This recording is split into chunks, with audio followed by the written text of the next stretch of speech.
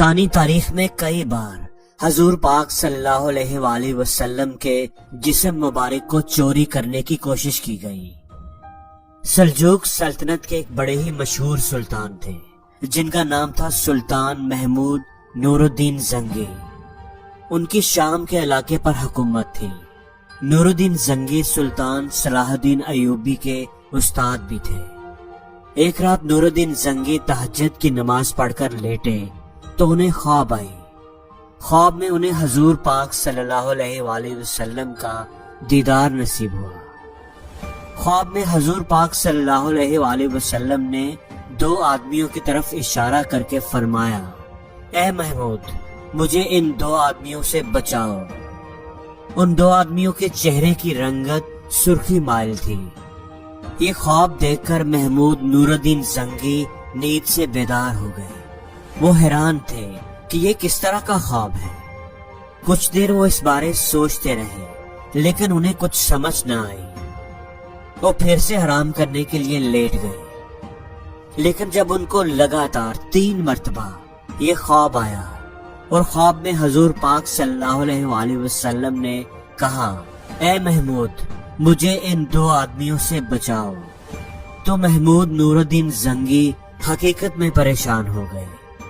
انہوں نے اپنے مشیر جمال الدین موصلی کو بلا کر سارا واقعہ سنایا۔ جمال الدین موصلی نے کہا، حضور آپ 3 مرتبہ یہ خواب دیکھنے کے بعد یہاں کیوں بیٹھے ہیں؟ اس کا آپ کسی سے ذکر نہ کریں اور فوراً مدینہ روانہ ہو جائیں۔ 16 دن کے مسلسل سفر کے بعد سلطان مدینہ منورہ پہنچ گئے۔ جب محمود نور الدین زنگی مدینہ منورہ پہنچے تو مدینہ کے گورنر انہیں دیکھ کر حیران رہ گئے، کیونکہ پہلے وہ کبھی بھی اس طرح بتائے بغیر نہیں آئے تھے۔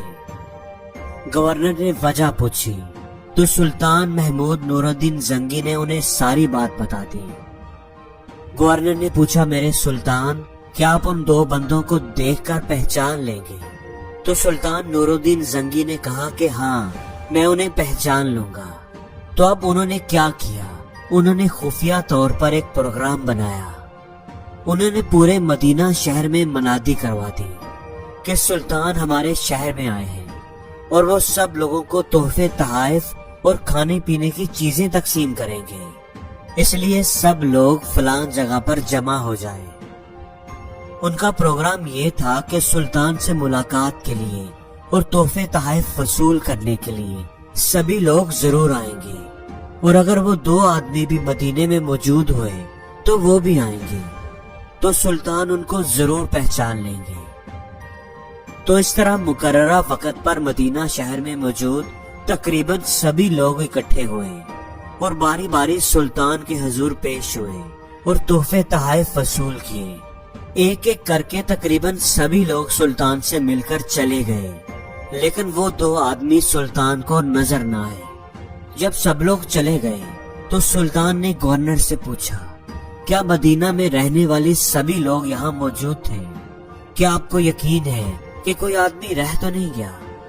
گورنر نے جواب دیا کہ جناب مدینے کے رہنے والے تو سبھی لوگ مل گئے ہیں، صرف 2 آدمی جو ابھی کچھ دن پہلے ہی مراکش سے آئے ہیں، مہمان ہیں، وہ حاضر نہیں ہوئے، لیکن وہ تو بڑے ہی نیک اور بزرگ آدمی ہیں، ہر وقت عبادت میں مصروف رہتے ہیں، صدقہ خیرات بھی بہت کرتے ہیں، وہ تو کبھی بھی ایسا کام نہیں کر سکتے۔